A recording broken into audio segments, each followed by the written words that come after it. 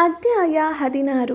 ಶ್ರೀಮನ್ನಾರಾಯಣನು ಜಲಂಧರನ ಲೋಕವನ್ನು ತಲುಪಿದಾಕ್ಷಣ ರಾಕ್ಷಸನ ಪತ್ನಿ ಬೃಂದೆಗೆ ದುಸ್ವಪ್ನಗಳು ಬೀಳಲಾರಂಭಿಸಿತು.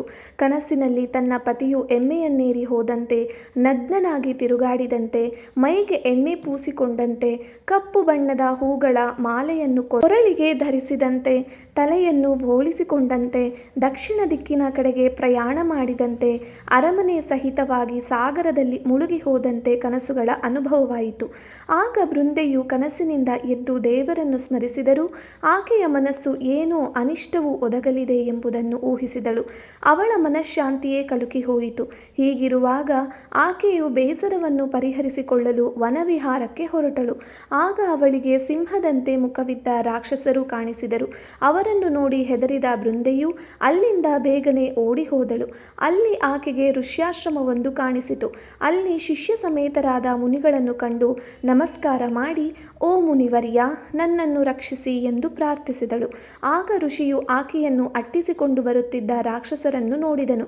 ಋಷಿಯ ಹೂಂಕಾರ ಮಾತ್ರದಿಂದಲೇ ರಾಕ್ಷಸರು ಪಲಾಯನಗೈದರು. ಧೈರ್ಯ ತೆಗೆದುಕೊಂಡು ಬೃಂದೆಯು ಮುನಿಗೆ ಮತ್ತೊಮ್ಮೆ ವಂದಿಸಿ, ನೀವು ನನ್ನ ಆಪತ್ತನ್ನು ಪರಿಹರಿಸಿದಿರಿ. ನಿಮ್ಮಲ್ಲಿ ನನ್ನ ಕ್ಲೇಶಗಳನ್ನು ಹೇಳಿಕೊಳ್ಳುತ್ತೇನೆ. ನನ್ನ ಪತಿಯಾದ ಜಲಂಧರನು ಶಿವನೊಡನೆ ಯುದ್ಧಕ್ಕೆ ಹೊರಟಿದ್ದಾನೆ. ಅಲ್ಲಿ ಅವನ ಪರಿಸ್ಥಿತಿಯು ಹೇಗಿದೆಯೋ ಆತಂಕವಾಗಿದೆ.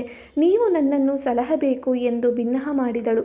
ಆ ಮಹರ್ಷಿಗಳು ತಮ್ಮ ಯೋಗ ದೃಷ್ಟಿಯಿಂದ ಕ್ಷಣಕಾಲ ನೋಡಿ ಆಕಾಶದೆಡೆಗೆ ಗಮನಹರಿಸಿದರು. ಆಗ ಇಬ್ಬರು ವಾನರರು ಅಲ್ಲಿ ಕಾಣಿಸಿಕೊಂಡರು. ಋಷಿಗಳು ತಮ್ಮ ಕಣ್ಣ ಸನ್ನೆಯಿಂದಲೇ ಅವರಿಗೆ ತಮ್ಮ ಆಜ್ಞೆಯನ್ನು ತಿಳಿಸಿದರು.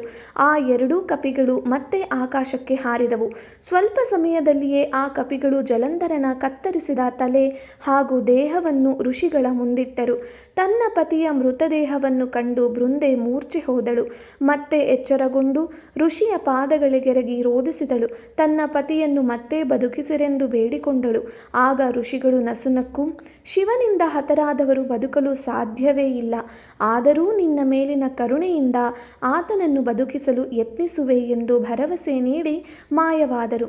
ಹೀಗೆ ಋಷಿಯು ಮಾಯವಾದೊಡನೆಯೇ ಜಲಂಧರನು ಪದೇ ಪದೇ ಆಕೆಯನ್ನು ಆಲಂಗಿಸಿಕೊಂಡು ಆನಂದಾಶ್ರುಗಳನ್ನು ಸುರಿಸಿದನು. ಬೃಂದೆಯು ಪುನಶ್ಚೇತನಗೊಂಡ ತನ್ನ ಪತಿಯನ್ನು ಕಂಡು ರೋಮಾಂಚಿತಳಾದಳು. ಅವರಿಬ್ಬರೂ ಆ ಸುಂದರವಾದ ವನದಲ್ಲಿ ಸುರತಮಗ್ನರಾದರು.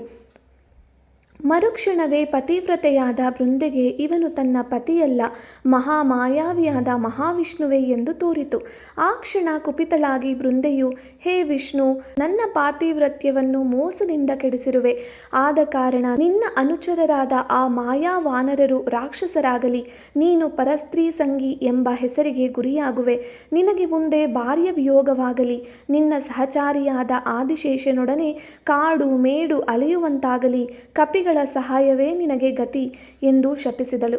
ಹೀಗೆ ನಾರಾಯಣನನ್ನು ಶಪಿಸಿದ ಬೃಂದೆಯು ತನ್ನ ಮಹಿಮೆಯಿಂದ ಅಗ್ನಿಯನ್ನು ಸೃಷ್ಟಿಸಿಕೊಂಡು ಅದರಲ್ಲಿ ಪ್ರವೇಶಿಸಿ ಭಸ್ಮವಾದಳು. ಆಗ ಮಹಾವಿಷ್ಣುವು ಸಹ ಆಕೆಯ ಪಾತಿವ್ರತ್ಯಕ್ಕೆ ಚಕಿತನಾಗಿ ಕ್ಷಣಕಾಲ ದುಃಖಿತನಾದನು ಎಂಬಲ್ಲಿಗೆ ಕಾರ್ತೀಕ ಮಾಸ ಮಹಿಮೆಯ 16ನೆಯ ಅಧ್ಯಾಯವು ಸಂಪೂರ್ಣವಾಯಿತು.